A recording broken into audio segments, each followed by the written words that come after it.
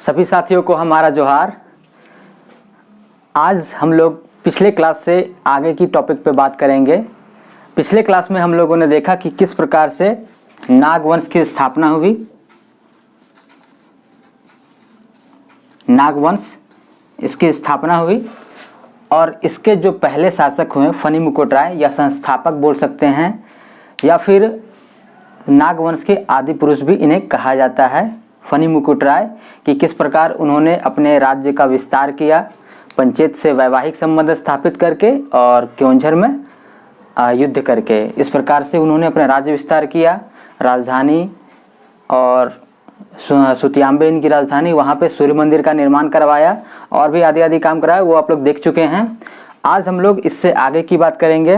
पिछले क्लास में हम लोगों ने देखा था कि इनके उत्तराधिकारी के तौर पर तीन, एक थे मुकुट राय, एक आपके थे घट राय और एक थे मदन राय। यहाँ तक बात हो चुकी थी। और इसके बाद इनके पांचवें राजा थे प्रताप राय। तो प्रताप राय से प्रताप राय, यहाँ से आज हम लोगों को बात स्टार्ट करना है। ये इसके चौथे शासक हैं या पांचवें, इस पे ये थोड़ा सा डिबेट है। दो चीज़, कोई बोलते हैं चौथे हैं, कोई बोलते हैं पांचवें हैं। तो इसका क्या, ऐसा क्यों है? तो इसके दो स्रोत हैं। एक तो आपका है नागवंशावली, बेनीराम मेहता के द्वारा लिखा गया नागवंशावली।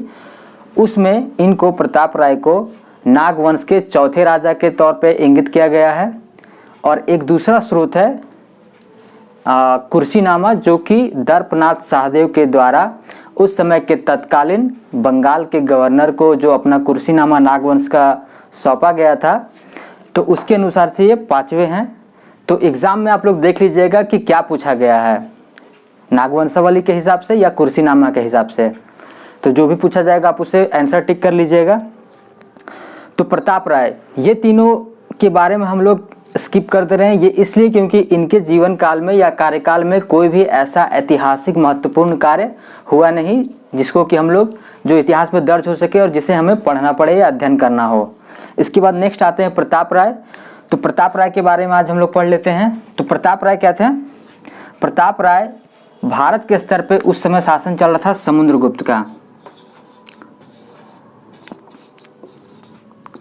समुद्रगुप्त भारत के नेपोलियन, इस समय इनका शासन चल रहा था। ये दोनों समकालीन हैं, इसलिए इनका महत्व है। एक दूसरा कार्य है कि ये इन्होंने अपनी राजधानी को सुतियांबे से बदल करके, फनी मुकुट राय जो सुतियांबे राजधानी बनाई थी उसको बदल करके इन्होंने स्वर्ण रेखा के बगल का जो स्थान है वहीं पे पास में स्थित है चुटिया।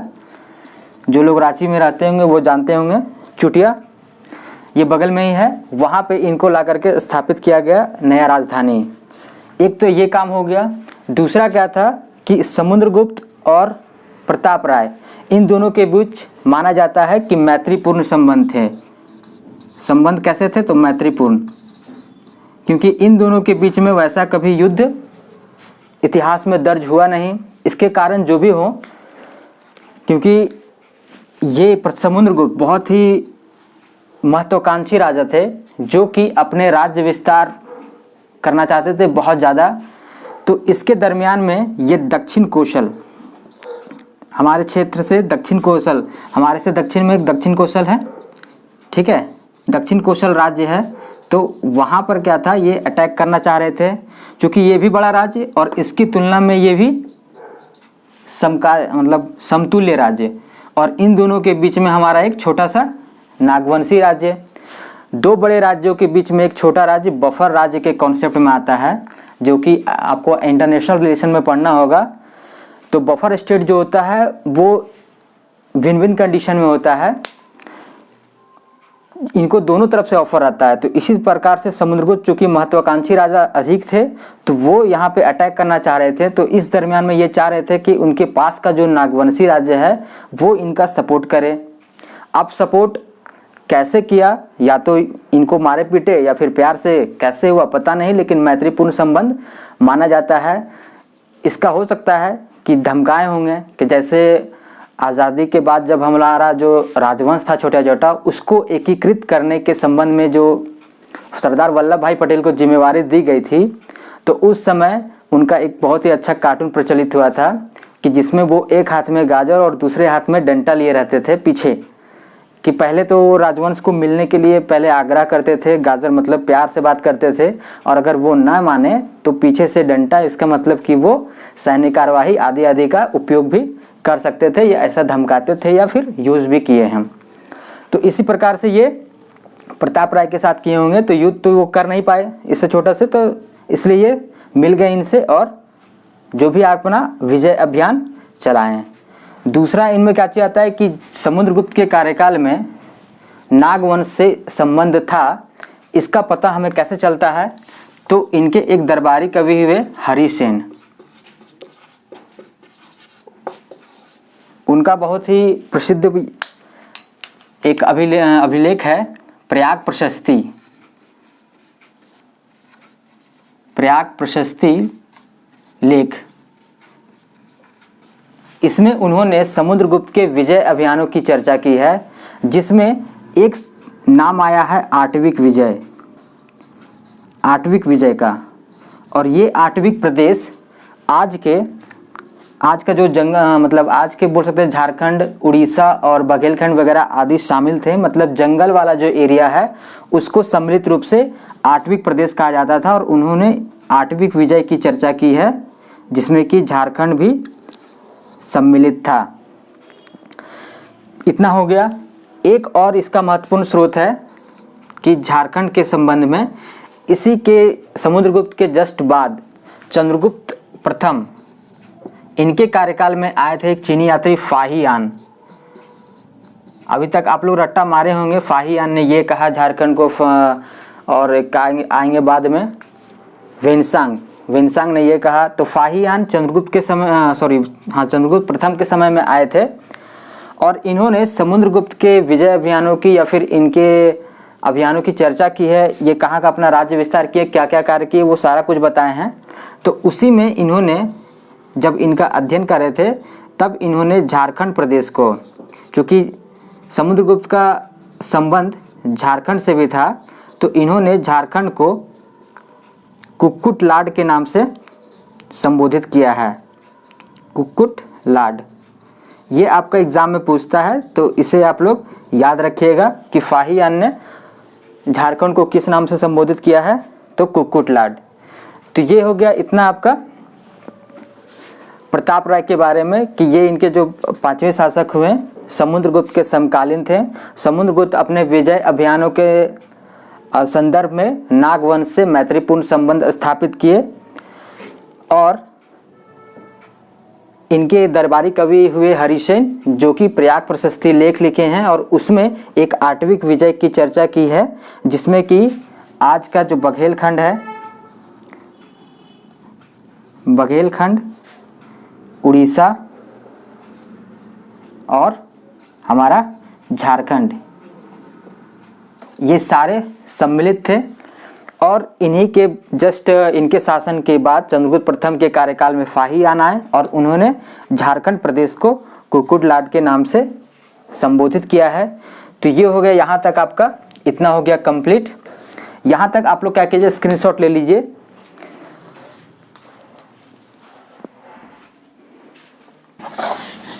अब इसके बाद जो प्रतापी राजा भारत के स्तर पे हुए, उनका नाम है शशांक।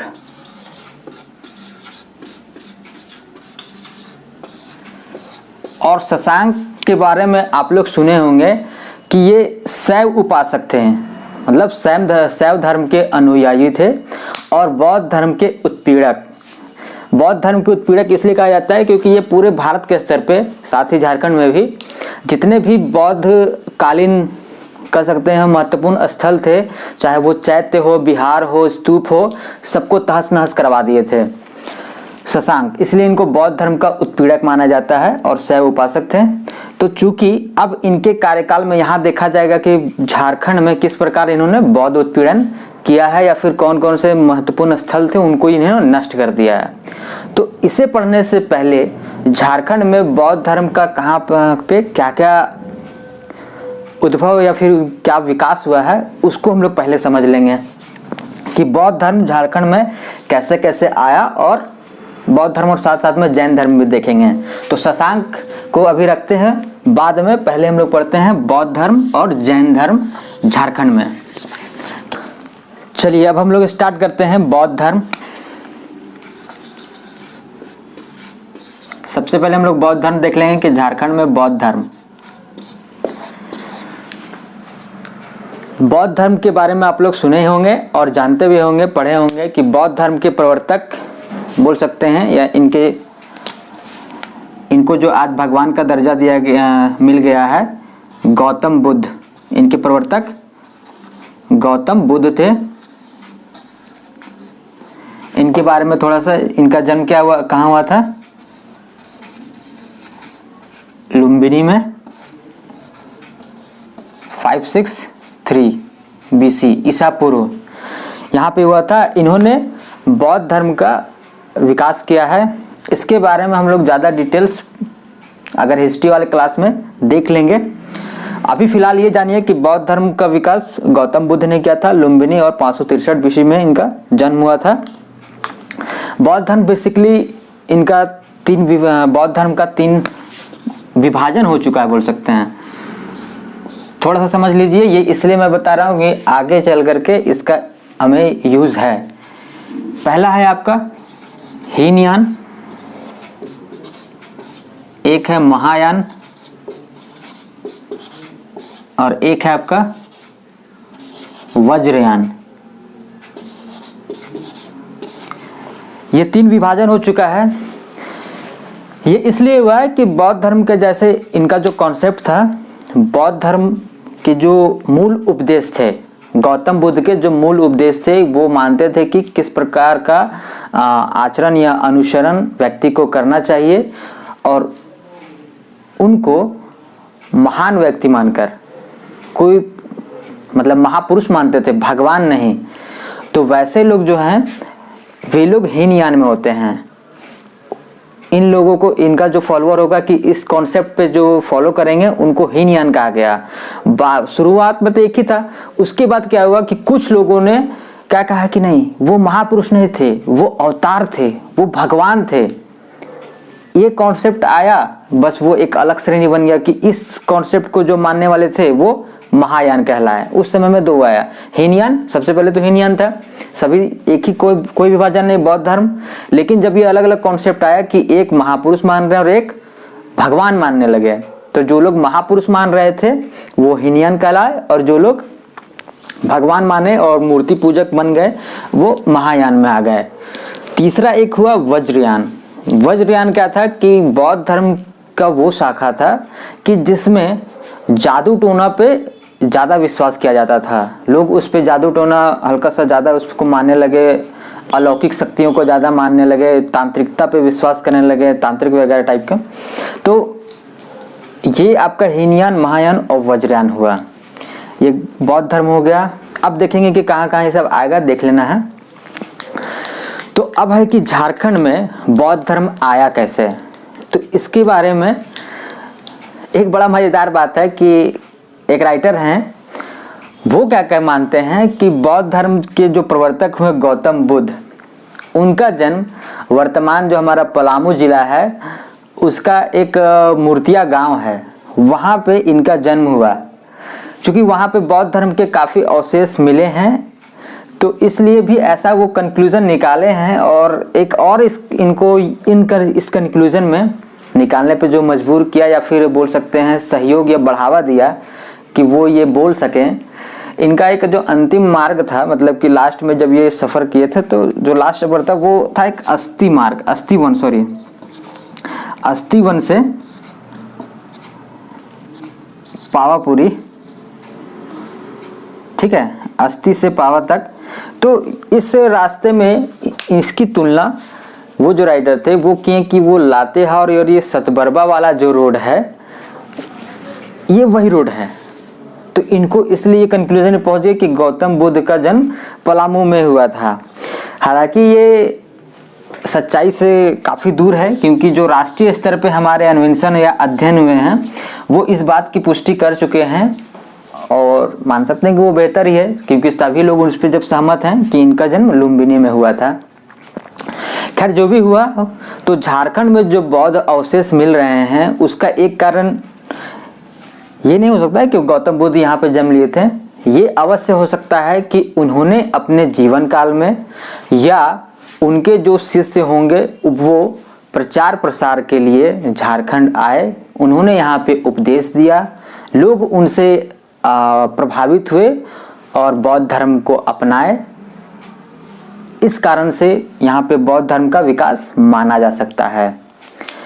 और चूंकि क्या होता है कि देखिएगा आप लोग, यहाँ झारखंड हम लोग का बहुत ही पहले से ही क्या रहा, पहले हम लोग पढ़े कि इतना खतरनाक जंगल था, तो जब इतना खतरनाक जंगल होगा तो सोचिए यहाँ का जीवन कितना कष्टदायक होगा, लोग कितने कष्ट में होंगे, क्योंकि पहाड़ पठारी इलाका है, बहुत ज़्यादा उपजाऊ है नहीं, जंगल पे डिपेंडेंट रहना है, तो ऑब्वियस है कि संपत्ति संग्रह वगैरह तो हो नहीं सकता है, तो आम जन जो होंगे वो बहुत ज़्यादा कष्ट में होंगे। और जब भी इस टाइप का काम होता है तो देखिएगा सॉफ्ट टारगेट के रूप में जो नीचे तबके के लोग होते हैं वही आते हैं। एक व्यक्ति जो अपना भरा पूरा है, मतलब पैसे से, संपत्ति में मामले में, अन्य सभी मामले में, उसे आप बोलिए कि उनको आप धर्म का ज्ञान बांटिए, देखिए वो नहीं सुनेगा, रह दो भाई रह दो। आम देखिएगा या तो बहुत जो नीचे तबके के लोग होते हैं वो धर्म परिवर्तन करते हैं, या फिर कुछ जो बाबा टाइप के लोग होते हैं उनको देखिएगा। युवा बहुत ही रेयर, कुछ लोग ही युवा सुनते हैं, अधिकांश जो अपने 60 क्रॉस कर चुके हैं ना, उनको अब लगता है कि नहीं अब भगवान का भाई ध्यान करना चाहिए, पुण्य करना चाहिए। हालांकि जिंदगी में कितना भी पाप कर लिए हैं, लेकिन उस समय ध्यान आता है कि नहीं अब पुण्य करना चाहिए, तब वो जाकर के देखिएगा बहुत ही ज्ञान की बातें सुनेंगे। उससे पहले हम और आप युवा सुनेंगे मतलब भाई रहे देर भाई। खैर ठीक है, तो ये अनुयायी क्या क्या होंगे कि यहाँ पे अपना प्रचार प्रसार के दौरान पे झारखंड में बौद्ध धर्म का विकास हुआ हो, एक कारण ये हो सकता है। कारण देखते जाइए, अपना कुछ करते जाएंगे हम लोग। कि पहला हो कि गौतम बुद्ध अपने जीवन काल में, गौतम बुद्ध स्वयं, ठीक है, अपने जीवन काल में या तो भ्रमण किए होंगे इस क्षेत्र का, शिक्षा का प्रसार, अपना जो शिक्षा था उनका शिक्षा प्रसार के लिए गौतम बुद्ध खुद या फिर उनके अनुयायी बोल सकते हैं या शिष्य बोल सकते हैं, ठीक है, ये भ्रमण किए होंगे और इस प्रकार से झारखंड में बौद्ध धर्म आया। दूसरा एक महत्वपूर्ण कारण क्या है, अशोक।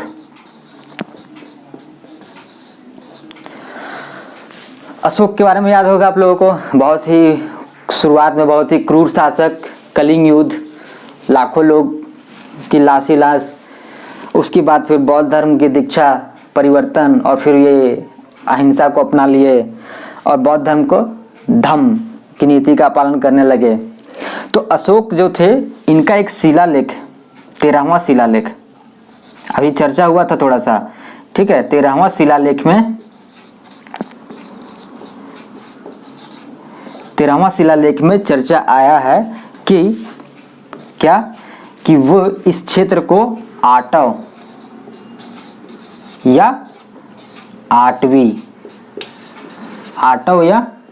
आठवीं प्रदेश कहते थे, ठीक है। और इस प्रकार समुद्रगुप्त वाला भी आप लोग को याद होगा, उन्होंने इस क्षेत्र के विजय को आठविक विजय कहा है, ठीक है, उनके कवि तो थे हरिसेन वो। तो अशोक के 13वें शिलालेख में क्या था, आटव या आठवीं कहा गया है इस क्षेत्र को।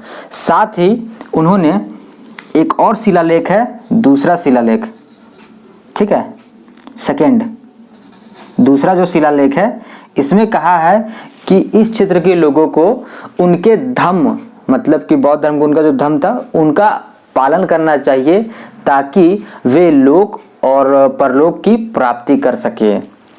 इस क्षेत्र को, आटव क्षेत्र को लोगों को संबोधित करते हुए कहा है।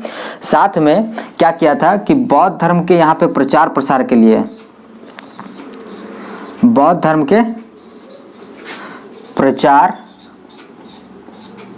प्रसार, बौद्ध धर्म के प्रचार प्रसार के लिए एक प्रतिनिधि मंडल भेजा था प्रतिनिधि मंडल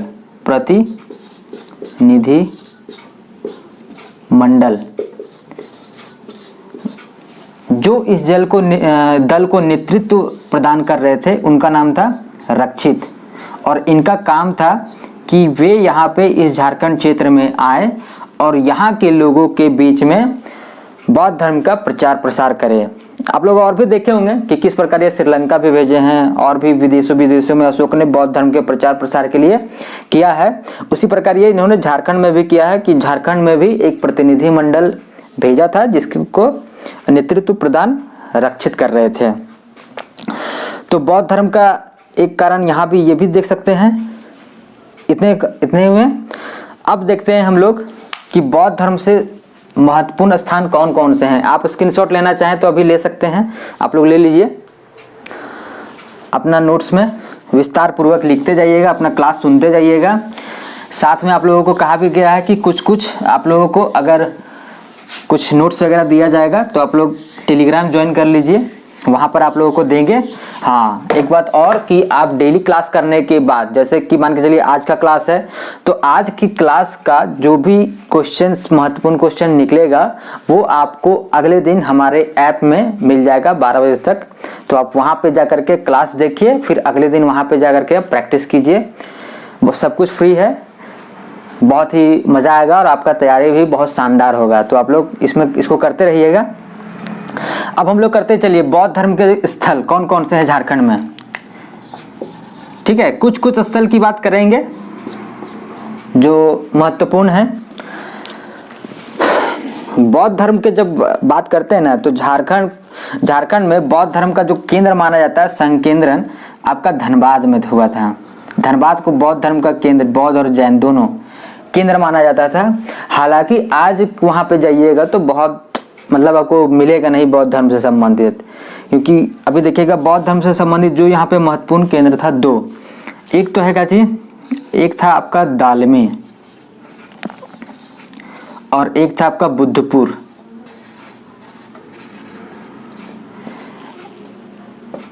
ठीक है, दालमी में सिंपल वही कि एक मूर्ति पाया गया है, दामोदर नदी के तट पर है ये स्थान, और वहां पे एक मूर्ति पाया गया है। यहाँ पे मजेदार धनबाद वाला का ये है बुद्धपुर में एक बुद्धेश्वर मंदिर है। ठीक है, ये कंसाई नदी के तट पर बोला जाता है, ये कंसाई नदी के तट पर है अवस्थित बुद्धपुर, और वहां पे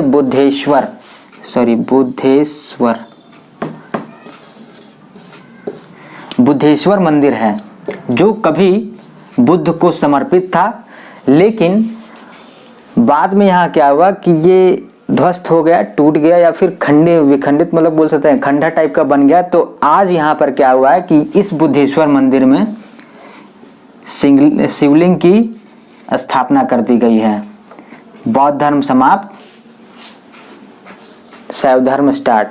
हो सकता है तोड़वाया गया हो शशांक के द्वारा, और वहां पे फिर चूंकि शैव उपासक था तो शिवलिंग स्थापित करवा दिया, तो ये हो सकता है। ठीक है, तो बुद्धपुर का ये बुद्धेश्वर मंदिर, ये याद रखिएगा, ये महत्वपूर्ण है।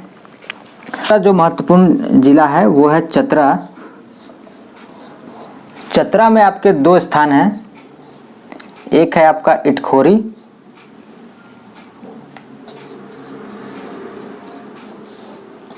और एक है आपका कोलेश्वरी पहाड़,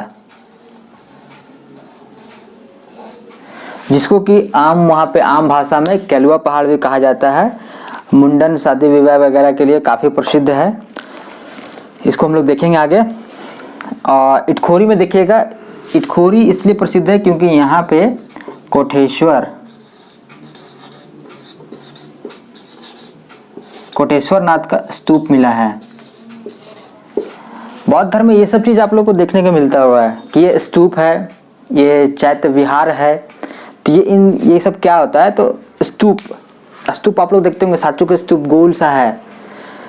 तो ये यहाँ पे ऐसा कहा जाता है कि स्तूप ये इनका पूजा स्थल है, जिसमें कि बौद्ध धर्म के जो अवशेष हुए, मतलब कि उनकी जब मृत्यु हो गई तो कहा जाता है उनके जो अवशेष हुए वो ले जा करके वहाँ पर गाड़ दिया गया, और वहाँ पे ऐसे गोल गुंबज टाइप का बना दिया गया। और वहाँ पे फिर वो पूजा जाने लगे। और विहार उनका होता है जैसे कि भिक्षु, जो बौद्ध धर्म के जो भिक्षु हैं उनके रहने का स्थान, मतलब बोल सकते हैं उसको हॉस्टल टाइप, वो हो गया आपका विहार। तो इटखोरी में आपका स्तूप मिला है, विहार इसलिए बता रहा हूँ कि विहार आप आगे मिलेगा, ठीक है। चतरा में आपका इटखोरी में कोटेश्वर नाथ का स्तूप और कोलेश्वरी पहाड़। ये इंपॉर्टेंट क्यों है? क्योंकि ये एक ऐसा स्थान है झारखंड का जहाँ की जैन धर्म, बौद्ध धर्म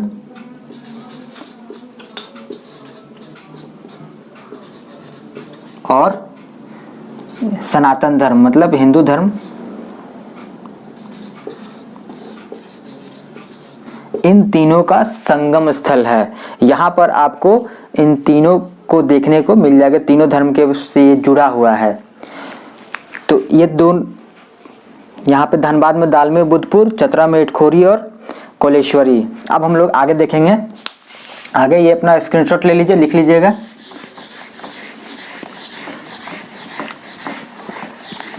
नेक्स्ट जो आपका है वो है हमारा हजारीबाग डिस्ट्रिक्ट, हजारीबाग।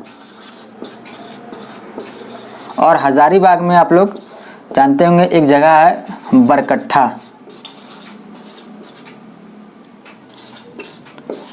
ठीक है, बरकट्ठा जहां की सूर्यकुंड है। अभी 14 तारीख से, मतलब कल से ही वहां पर मेला लगने वाला है, 14 तारीख से, ठीक है, और लगभग 1 महीने तक चलता है। तो ये झारखंड में बेसिकली किस लिए? गर्म स्रोत के लिए फेमस है। किस लिए?